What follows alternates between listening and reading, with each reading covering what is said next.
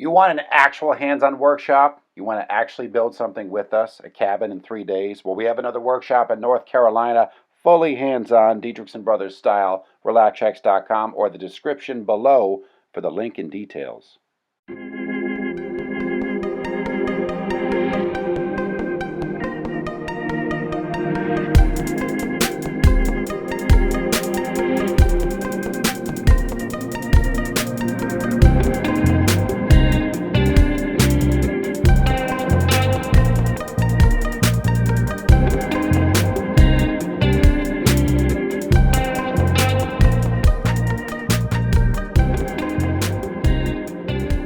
Hey, what's up? Deek, relaxx.com here at the 3rd annual Tiny House Festival here in Florida outside St. Augustine. Currently touring one of the Cornerstone Tiny Homes with Brett and Kim. Tell us a little bit about this house. This, what, 24-footer?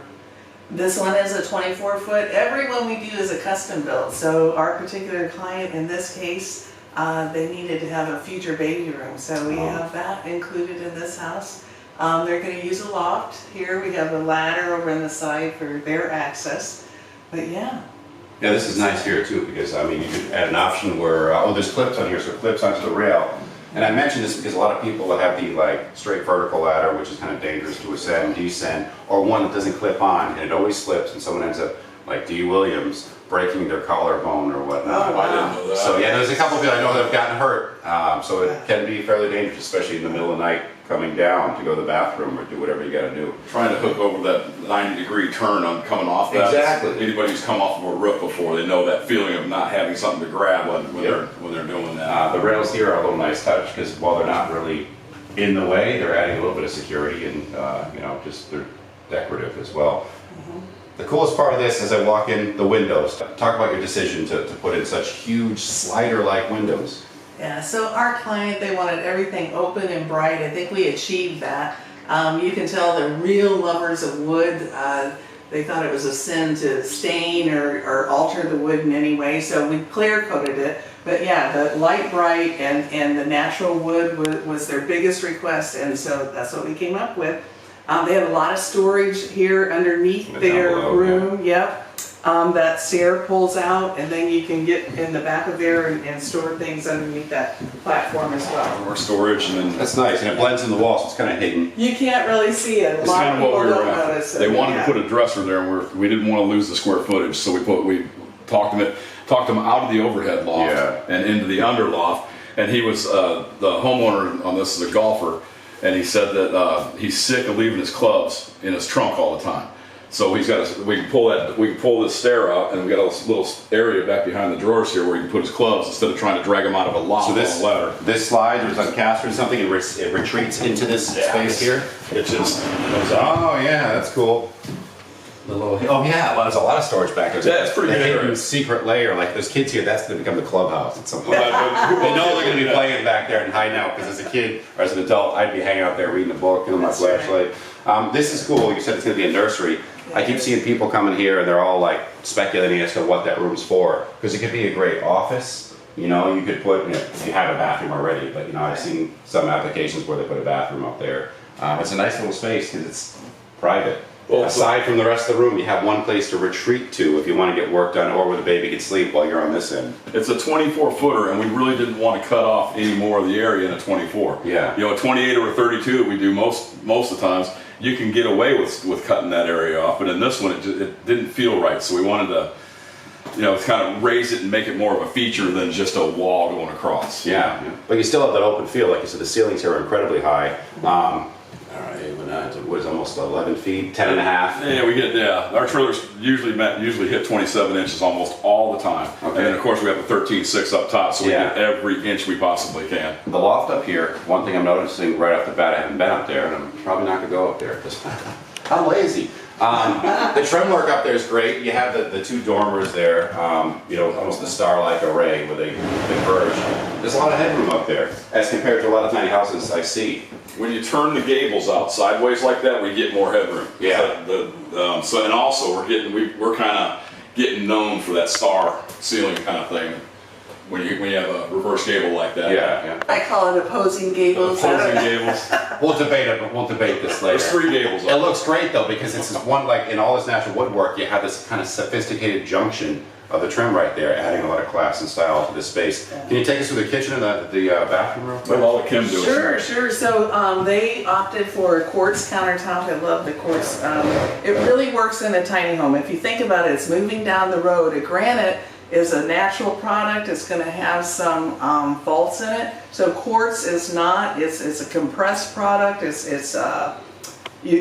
impermeable to any kind of oil or anything, so you're not going to get any staining. So that's one of the reasons I love quartz. Underneath here, they're going to add a combo washer dryer, so they can complete their appliance package. Nice. Back here, they wanted a double sink. A lot of people just want a single sink, but they really thought it was important for the double sink. It does come with a cutting board and a drain board that goes over the top of this for when they're doing dishes.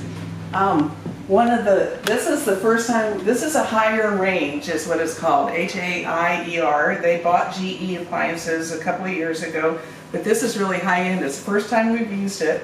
This has a regular oven, convection oven, and steam clean. I've never even heard of a steam clean oven. So It's like yeah, a laundromat / oven. yeah, so, instead of maybe that stinky oven smell whenever you're cleaning it, it's a little fresher. No microwave. They didn't opt for a microwave. This is just a storage box up here, but it's important we have vented this to the outside. It's always important to do that in cooking quarters in any type of in a small space too, Absolutely. to get the moisture and whatnot out of here. Yeah. So we built a platform over here for their fridge. So they're going to bring that along. This is just going to be storage underneath here. And then they had a particular piece that they already had. They were going to include this. So we just got the dimensions from them, and it's a storage piece that we're going to put here. I like the hardware on this, sliding door barn style here as well. Once again, our Jedi carpenters, here they are. Jedi carpenters. Yeah, they've made a really great barn door. You can't even hardly see it once it's open, but it is quiet.